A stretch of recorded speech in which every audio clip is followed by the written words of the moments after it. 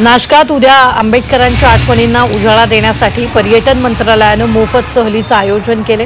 14 आणि 15 एप्रिलला सकाळी 7:30 वाजता गोल्फ मैदाना शेजारील पर्यटन संचालनाच्या कार्यालयापासून सहलीला सुरुवात होईल। डॉक्टर आंबेडकर ज्या ठिकाणी गेले होते ती स्थळ पाहण्याची संधी पर्यटकांना मिळणार आहे।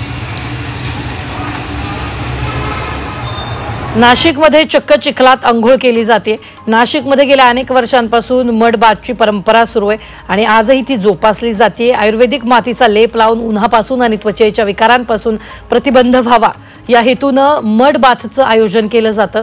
संपूर्ण अंगाला मातीचा लेप लावून गाण्यावर नाशिककर थिरकतात।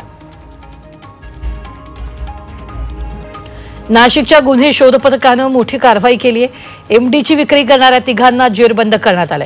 नाशिकच्या पाथर्डी फाटा परिसरात सापळाचं तिघांकडून शस्त्रासह 2 जिवंत काडतूस जप्त केली आहेत। तर गौरव पाटील, योगेश मोघे आणि विजय कुमावत यांच्याकडून एकूण 96,000चा मुद्देमाल पोलिसांनी जप्त केला।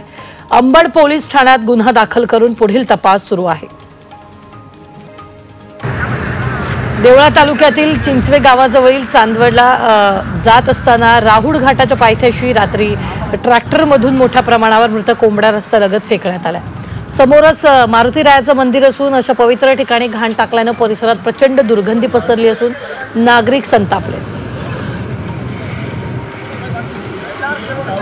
नाशिकच्या ग्रामीण भागात तापमानात घट झाली आहे। सध्या तापमानाचा पारा 37 अंश सेल्सिअस पर्यंत खाली आलाय।